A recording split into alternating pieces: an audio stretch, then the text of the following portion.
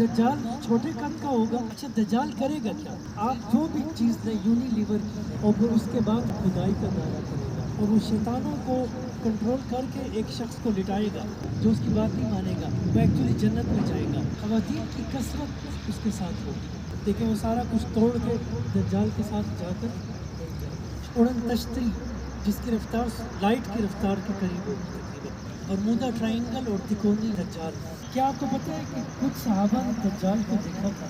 यानी दुनिया इस वक्त सिर्फ मादियत को देख रही है एक आंख से, रूहानी आंख उनकी बंद है।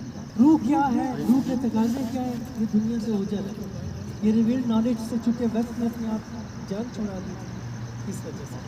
पर तो दज्जाल छोटे कद का होगा, लेकिन उसका जिस्म बहुत तकड़ा होगा और उसके बाल घुंघराले होंगे और उसकी चाल में भी थोड़ा सा फर्क होगा और उसकी औलाद नहीं होगी। अच्छा, दज्जाल करेगा क्या? पूरी ज़मीन का चक्कर लगाएगा, मगर मक्का, मदीना, बैतुल मुक़द्दस, मस्जिद तूर सीना इसमें दाखिल नहीं हो सकेगा, 4 जगहों पर। इसीलिए उलमा कहते हैं कि दज्जाल के फितने से बचने के लिए ये भी ज़रूरी है कि आप मक्का, मदीना, मस्जिद अक्सा इन जगहों पर रहाइश इख्तियार करें, तो वो लोग दज्जाल के फितने से बच जाए। पूरी दुनिया के वसाइल, मादी वसाइल और सोर्सेज को कब्जे में ले लेगा। देखिए, पहले करेंसी थी, पेपर करेंसी थी, फिर डिजिटल करेंसी आ गई, क्रिप्टो करेंसी आ गई। आप ऊपर लेवल पर जाएँ तो ये करेंसी कंट्रोल कर किया जाए, जब चाहें वो आपकी करेंसी ख़त्म कर सकते हैं। डिजिटल करेंसी, इसकी कोई असर नहीं।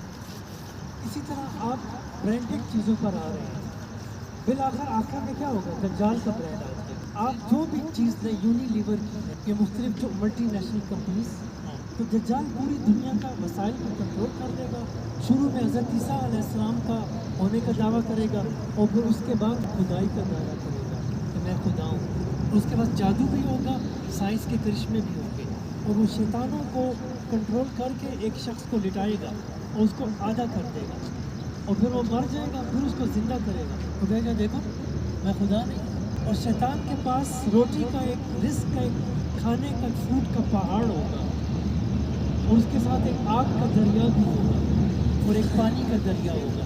जो उसको मानेगा, जो उसके सिस्टम को फॉलो करेगा, तो वो उसको रोटी देगा, उसको फ़ायदा देगा, इंसेंटिव देगा। जो नहीं मानेगा उसको आग के दरिया में डाल देगा। तो नबी सल्लल्लाहु अलैहि वसल्लम के मुताबिक जो आग का दरिया है वो एक्चुअली जन्नत होगा। जो आग के दरिया में गिरेगा, जो उसकी बात नहीं मानेगा, वो एक्चुअली जन्नत में जाएगा, और जो उसके इंसेंटिव्स में आ जाएगा वो एक्चुअली जहन्नुम में जाएगा। तो बहुत बड़ा धोखा है। अच्छा, उसके माथे में क्या लिखा होगा? काफेरा।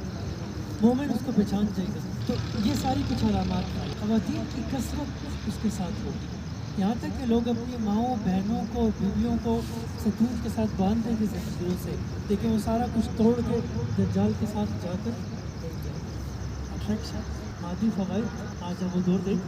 और तेज़ रफ्तार सवारियों पे सफ़र करेगा दज्जाल। उड़न तश्तरी जिसकी रफ्तार लाइट की रफ्तार के करीब होगी तकरीबन।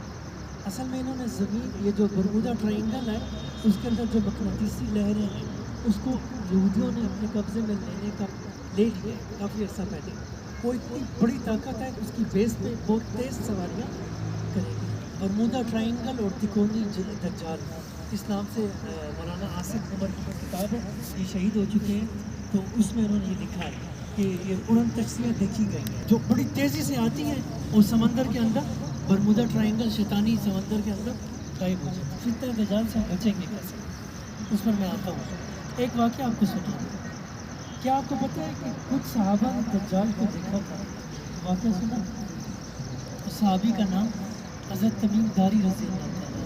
30 सहाबा के साथ किसी सफ़र पर थे समंदरी, तो कहीं तूफ़ान आया, तो वो तूफ़ान 1 महीने तक था और उनको कुछ समझ नहीं आई, तो ऐसी जगह चले गए थे जहाँ पे उनको कोई राब्ता नहीं था। और फिर वो एक बड़ी कश्ती से छोटी कश्ती में सवार हुए, और उसके बाद वो बिल आखिर तूफ़ान थमा तो एक जजीरे पर उतरे। तो जजीरे पर जब वो सहाबा उतरे तो वहाँ पे उन्होंने एक चीज़ देखी है, एक जानदार, एक मखलूक थी, उसके जिस्म पर बाल ही बाल थे। तो उन्होंने उससे पूछा कि तुम कौन हो, तो क्या चीज़ हो? तो उसने कहा मैं जसासा हूँ। तो इन्होंने पूछा जसासा क्या है? उसने कहा जसासा मैं दज्जाल की जासूस करने वाला हूँ या करने वाली हूँ। लेकिन उसका समझ नहीं आ रही थी कि उसका फ्रंट क्या है और बैक क्या है, वो क्या चीज़ है। अलबत्ता उसने कहा कि तुम कौन हो? तो उन्होंने कहा कि हम नबी अकरम सल्लल्लाहु अलैहि वसल्लम के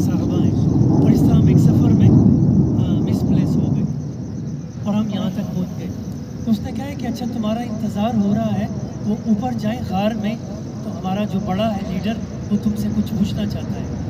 اس کا مطلب ان کو سارا پتہ تھا کہ یہ کشتی میں یہ لوگ آئیں گے۔